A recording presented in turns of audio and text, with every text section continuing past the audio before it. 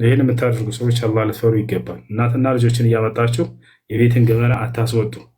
እናንተ በእውነት ለእነርሱ የምታዝኑ ከሆናችሁ ያን ነገር በመካከላቸው ብቻ አስቀሩት። ትውልድን የሚያበላሽ ነገር ነው እንትን ሲባል የነበረው።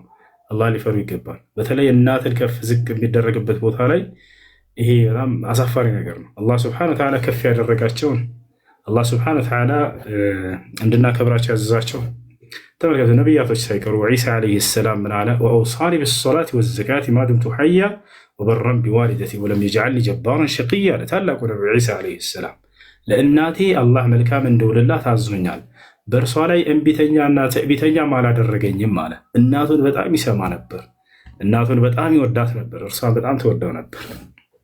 ያ ነው ነቢዩ ሰለላሁ ዓለይሂ ወሰለም ከመካ ወደ መዲና እየተመለሱ ባሉበት ጊዜ ከሰሓቦቻቸው ጋር ከሆነ መቃብር ስር ሄዱና አለቀሱ። በመቃብሩ ስር ሲያልፉ ሰሓቦችም አይተዋቸው አለቀሱ። ምክንያቱም ሳያውቁ ይወዷቸዋልና የእርሳቸው ሐዘን ያሳዝናቸው ነበር።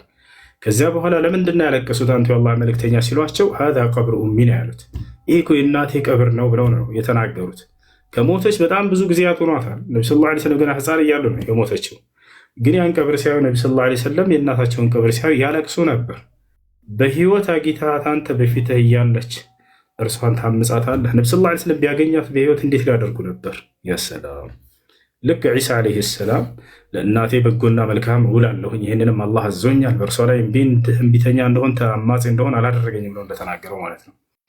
እነዚህ ዓለም ላይ ትልቅ ስኬት ብሎ ማለት ለአንድ ወጣት ልጅ አምላኩን አላህን ከመገዛት ባሻገር የእናትና የአባቱን ደስታ ሲያሟላ ጊዜ ነው። እነርሱን አስቃቸው፣ አስደስታቸው። ሐሰኑል በስሪ ምን ይላል? ሊአን አተዓሻ መዐ ኡሚ ፈተድሐክ አሐብ ኢለየ ሚን ሐጅ ተጠውዑ ከማ ቃል ረሒመሁላህ ተዓላ። ሐሰኑል በስሪ የተባለው ታላቁ ታቢዒ ምን አለ? ሱና የሆነን ሐጅ ሂጅ ከማደርግ መካ ላይ ከእናቴ ጋር ራቴን በልቼ እርሷን አስቄ ፈገግ ማስባሌ ለእኔ በጣም የተሻለና ትልቅ መልካም ነገር ነው እያለ ይናገራል። ከታላላቅ አምልኮ ጋር ያነጻጽሩት ነበር። እያችሁ ከእናትህ ጋር ቁጭ ብለህ ራትህን በልተህ እርሷን አስቃት፣ አስደስታት የምታገኘው ምንዳ ከአምላክ ከአላህ ዘንድ በጣም ታላቅ ምንዳ ነው። በወላጆችን ውስጥ ደስታን ማስገኘት። ነቢያችን ሰለላሁ ዐለይሂ ወሰለም ከስራ ሁሉ ትልቁ ስራ ምንድን ነው ሲባሉ ሱኢለ ረሱሉላህ ሰለላሁ ዐለይሂ ወሰለም አዩል አዕማሊ አፍደል ያ ረሱለላህ ፈቃለ ነቢ ሰለላሁ ዐለይሂ ወሰለም ኢድኻሉ ሱሩር ዐላ ቀልቢል ሙእሚን። አንቱ የአላህ መልእክተኛ ሆይ ከስራዎች ሁሉ ትልቁ ስራ ምንድን ነው ሲባሉ በሰዎች ልብ ውስጥ ደስታን መፍጠር አሉ። ያ ሰላም! ከማንም በላይ ደስታ ልትፈጥርላቸው የሚገባ ማን ናቸው? ወላጆች። አደራ እንዳታስከፋቸው።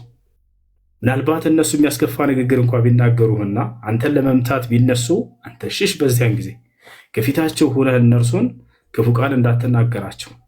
ስህተት ቢሳሳቱ አትርማቸው። እንደው ዝም ብለህ ጸጥ በል ማለት አይደለም። ስታርማቸውም ራሱ አላህ ስብሐነሁ ወተዓላ ወቁል ለሁማ ቀውለን ከሪማ አለ። ለእነርሱ ቃላትን ስትናገር ለስለስ ያሉ ቃላቶችን ተናገር እያለ ተናግሯል። አላህ ለወላጆቻቸው መልካም የሚሰሩ ያደርገን፣ እነርሱን ከሚያምፁት እንዳያደርገን። ጥያቄ ያለ ይቀጥል።